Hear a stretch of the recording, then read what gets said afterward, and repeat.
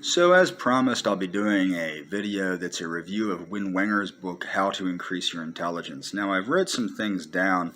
Wenger actually gives proven ways to increase your intelligence, your raw IQ, by up to 10 points, to the point where it's your money back on the website, winwenger.com, if you don't do it. At least last time I checked. I don't know if it still is.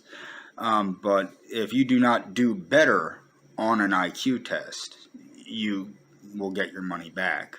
That's how confident he is. Now, he covers the mammalian diving reflex, which is basically all mammals have it, and he suggests swimming at the bottom of a pool, the deeper the better, on one breath of air, okay, which basically floods the brain with blood and nutrients. Another means is masking. Now, what masking is where you basically are rebreathing your own breath, which causes a CO2 enrichment of the blood, which causes the carotid valves to open wider and allow more nutrient-rich blood into the brain, causing your IQ to raise somewhat. Now, my father was a weird dude. And one of the things that interested him was the ancient Inca and Aztec and Maya used to practice something called trepidation. Now, one of the things with trepidation, you're basically drilling a hole in the head to relieve pressure.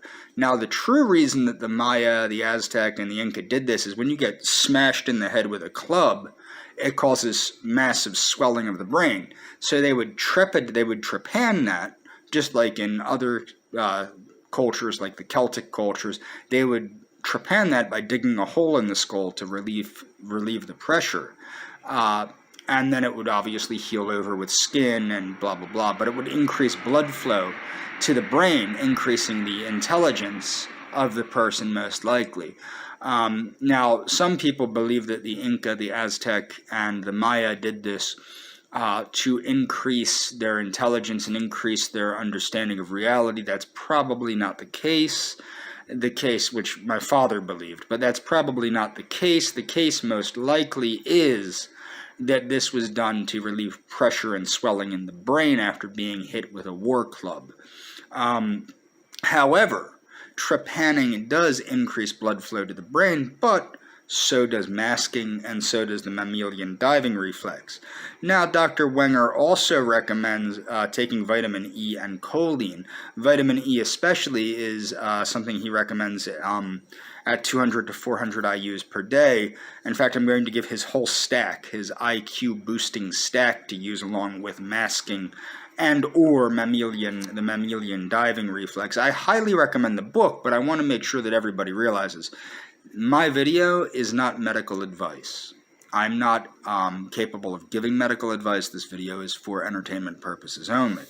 So, Wenger's stack, his stack is vitamin E 200 to 400 IUs, choline 200 to 400 IUs, B complex vitamins, and brewer's yeast to balance out the choline to make sure it doesn't imbalance the B vitamins, bioflavonoids 200 IUs per day, vitamin C 500 milligrams per day. Vitamin E helps the proliferation of blood vessels in the brain. Now, what is interesting is the Philadelphia Institute of Achievement of Human Potential has used masking, the idea of rebreathing CO2-enriched air, to actually reverse brain damage and mental retardation in thousands of patients. According to Wenger's footnote on page, well, do I have the page written down? Oh, no, I don't. But it's in one of the footnotes in the book that this Philadelphia Institute for the Achievement of Human Potential has successfully used this to reverse both mental retardation and brain damage. I'm going to look for that footnote and leave it in the comments for people that are interested. Now, the other thing that's interesting is people might go, well, is this really, is this a physical culture book?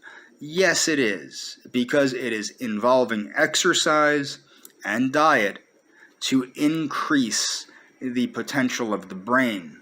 Now, a lot of people, unfortunately, including Wenger himself with his exercises and borrowed genius and other things that you can find on his website at winwenger.com, and you can also find in his many books, a lot of people get too cerebral with mental enhancement. Now, one of the reasons I bought this book, obviously, like I said in a previous broadcast, there's a dude, his name was Dave Heller. I might as well say his name. He passed away a while back, but he was like me. He was a big-time reader of everything that he could get his hands on, but he was also a calculus professor. He was my insurance agent for a while, and we would share books. He would share more books with me because he had oodles of books. He was in his 90s. He's the reason I got to read things like Rules for Radicals by Saul Alinsky, and a number of other The Communist Christ by Paul Blanchard was one of the better books, which shows how Stalin had created a sort of communist Christianity. It was a very good book. But the reason I got this book is ever since reading about it, it was a book called More Puzzles for the Superintelligent, which was a book put out by Mensa. I knew I needed to get my hands on this book because what it mentions is improving the brain through exercise and through diet. And this is back in the 1970s. And you know what? This book I find more practical and more useful than many modern books, such as those by Daniel Amen. People might know Daniel Amen from his PBS specials on, how to make a good brain great. It was one of his books. A lot of it's too much information for somebody to practically put into play. Okay, so I find this book to be very, very practical, very easy to implement for people that want to implement it. And also, I'm currently trying to teach myself Spanish. For my when COVID finally goes away and I finally decide to get the hell out of the country, Spanish is a language I will need to know.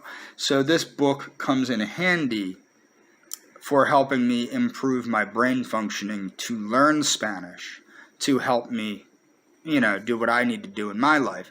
And he talks about, also in the book, he talks about why to improve your brain and why to improve your intelligence. I mean, if you really need to understand why you should have higher intelligence than you already do, you probably aren't intelligent enough to read the book.